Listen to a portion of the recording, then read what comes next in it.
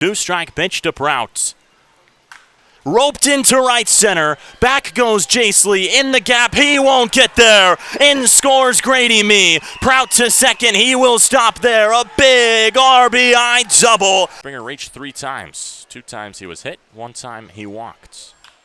This ball ripped deep to right. Back goes Boyce. He's at the track. He's at the wall. And he says goodbye. A Springer dinger, 2-0.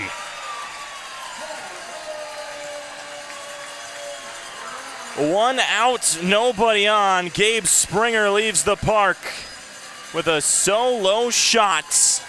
And the Growlers go up by 2. In his last 2 starts and looks to fill right back in. 2-1 pitch rocketed to center. Kirikov leaps. Did he catch that? Is that even a question? Of course he caught it. Micah Rienstra Kirikov, Superman in center field. There's 2 away. Colin to Murphy.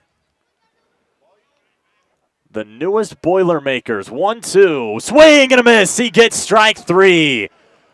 Murphy waves at the off-speed pitch, and the Growlers win Game 3 4-1 and clinch a share of the 4-game series. Full count pitch. Lee.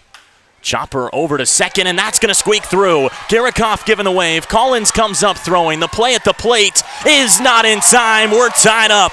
It's an RBI single for Jace Lee and a brand new ball game. Well, it's Donnie Tober who gets the call in the top of the 9th in a 12-10 Leprechaun lead. And the first pitch from Preston Leon is shot down the left field line for strike 1. Leon has not been himself tonight. He's 1 for 5, was 0 for 3 yesterday.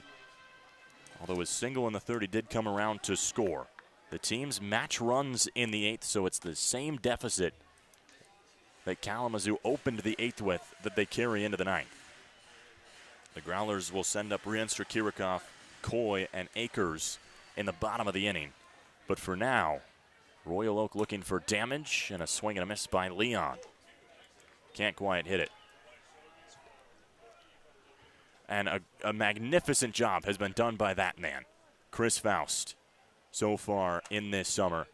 This was a Royal Oak team. As the 1-2 skips inside on Leon. This was a Royal Oak team that, to say the least, was not great last year. They really struggled. Chris Faust, in his first year as a manager, has come in and just instilled a winning culture. The Leprechauns last year, 4 games under 500. Coy off 1 hop. Strong throw, catches the speedy Preston Leon for the first out here in the 9th.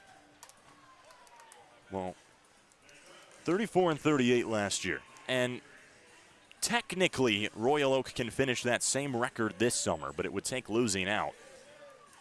But Leon, his players this summer are just playing free. And this man especially has been spectacular under the management of Chris Faust. And a huge round of applause to what Faust has done for the Leprechauns. Was a player last year for Royal Oak and has just done one heck of a job for the Leprechauns in 2025. And against Kalamazoo, they've now scored double digits 6 times. And in this one, they're 1 hit away from tying their franchise record, which would be a little bit of payback last year when Kalamazoo at the time set their franchise record for runs in a game against Royal Oak. But it's up to Tyransky with 2 strikes or Cook, maybe Gill, to get that hit. 2 strikes to Tyransky. He fouls it off. For those maybe wondering why Tober is back out for the 9th, this late in the season, you have to ask your top dogs to do hard things.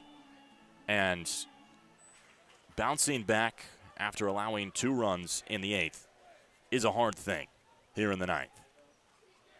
And Cody Pachaki wanting to see what Tober can give him. 2 strikes. We'll do it again. And Tober, his arm probably still feeling it. 3 days ago, he threw 61 pitches against this same team.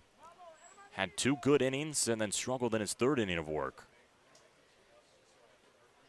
So what can you get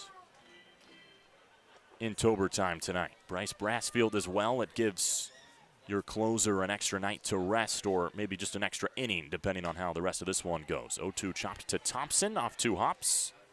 2 gone.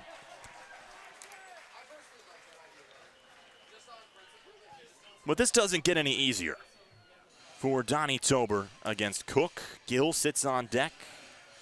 Danny Cook is 2 for 5 tonight. Josh Kasner has now sat down in the Royal Oak bullpen. So whether that means Kasner's ready to go already or they're going to stick with Nick Brady in the ninth is yet to be known.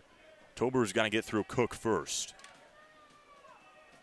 12-10 the lead for the Leprechauns as Cook goes fishing for a fastball on strike 1.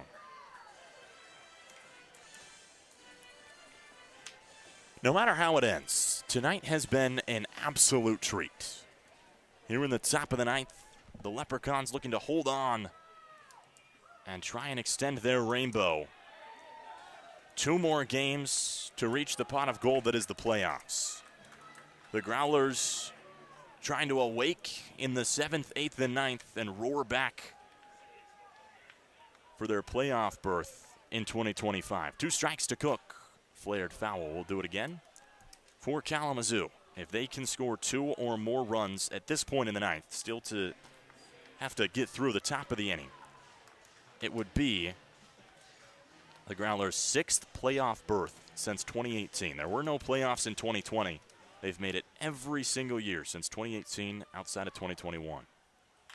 Back up the middle, and Coy ranging, and he's just going to keep it in the infield. He slides awkwardly on his leg, and that's not a good sign for Kalamazoo, but that is tying a franchise record for the Royal Oak Leprechauns in hits in a ball game. That was their 21st, and it's the 4th of the day for Danny Cook, and it'll bring up Joven Gill.